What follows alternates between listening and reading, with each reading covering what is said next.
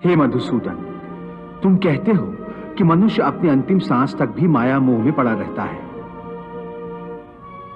तो इसी कारण जन्म के चक्र में फंस जाता है। परंतु तुम्ही ने इस माया में सृष्टि की रचना करके और दूसरी ओर मनुष्य को चंचल मन प्रदान करके दोनों को एक दूसरे में उलझा दिया है। पग पग पर मनुष्य के बहकने के लिए अनगिनत आकर्षण पैदा किए हैं। मनुष्य इसके जाल में उलझा रहता है। और क्षमा करना, तुम्हें जाल बिछाकर किसी शिकारी या बहेलिए की भांति जाल में फंसे मनुष्य के हाथ पैर मारने, उसके छटपटाने का तमाशा देखते रहते हो। नहीं अर्जुन, मैं तमाशा नहीं देखता, बल्कि अपनी माया की लीला देखता हूं। फिर भी केवल निहारते ही रहते हो ना, सहायता तो नहीं करते कि बेचारा प्राणी इधर उधर भटक रहा है, रास्ता भूल पड़ा है। तुम्हारे मन में बेचारे मनुष्य की सहायता करने का विचार तभी नहीं आता कि आगे बढ़कर उसका हाथ थाम लूं, उससे सच्चा रास्ता दिखाऊं। बिल्कुल आता है, और मैं मनुष्य की सहायता भी करता हूं। परंतु कब कब करते हो तुम उसकी सहायता? मैं तो देख रहा हूं कि तुमने कर्म का विधान बना दिया है, जन्म मरण का चक्र चला दिया है और इस चक्रव्यूह में मनुष्य को फंसा दिया है। ये तो कोई बात नहीं हुई, ये तो कोई सहायता नहीं हुई। मैं सहायता अवश्य करता हूं। अपने भक्त को मैं कभी बेसहारा नहीं छोड़ता, परंतु मनुष्य मेरी ओर देखे सहायता के लिए, मेरी ओर बढ़े तो मैं उसकी सहायता करूं ना। परंतु वो मेरी ओर बढ़ने के बजाय अपने अहंकार में डूबा रहता है, अपने बाहुबल के घमंड में पड़ा रहता है। वो तो इस भ्रम में पड़ा रहता है कि संसार में उससे बढ़कर कोई नहीं है। वो तो केवल अपनी बुद्धि और अपने बल पर ही भरोसा करता है। अपने बाहुबल पर उसे अपने परमात्मा से भी अधिक विश्वास होता है।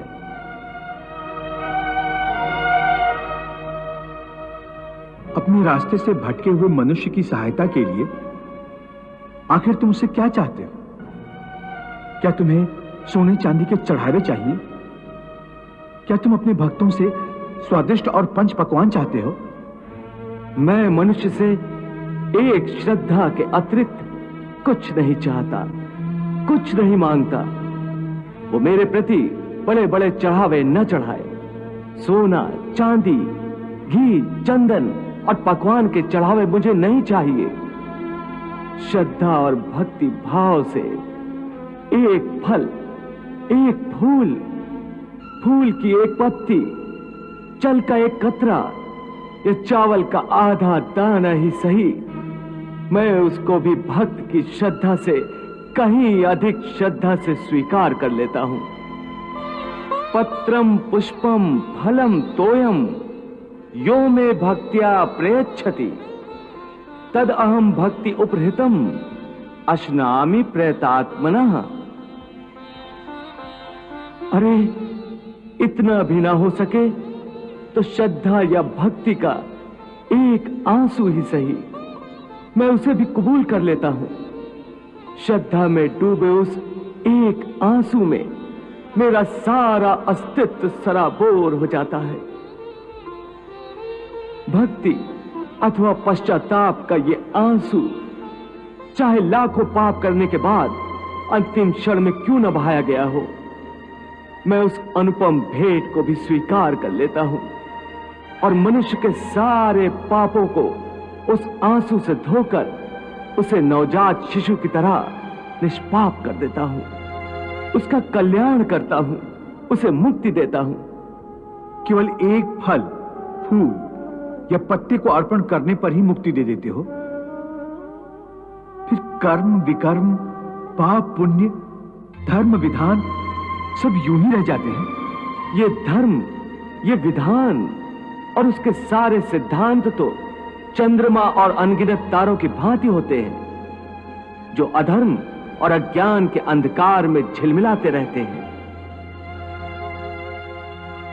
परंतु जब भक्ति का सूर्य उदय होता है तो ये सब के सब छुप जाते हैं। अर्थात भक्ति का स्थान इतना ऊंचा है कि धर्म भी उसके सामने तुच्छ हो जाता है।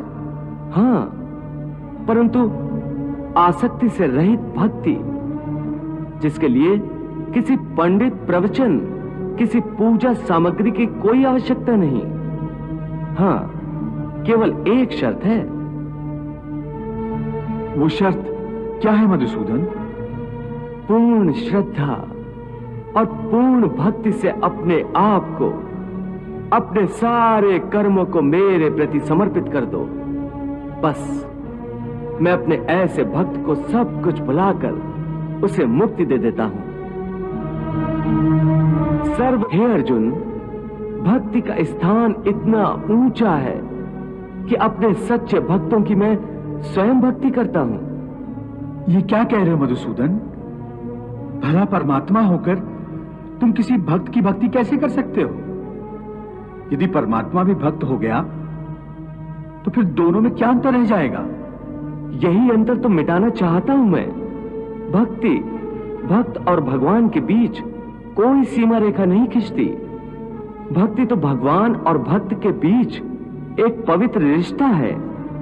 जैसे प्रेम किसी प्रेमिका और उसके प्रेमी को एक बंधन में बांधकर एक कर देता है, उसी प्रकार भक्त के द्वारा भक्त अपने भगवान में तथा भगवान अपने भक्त में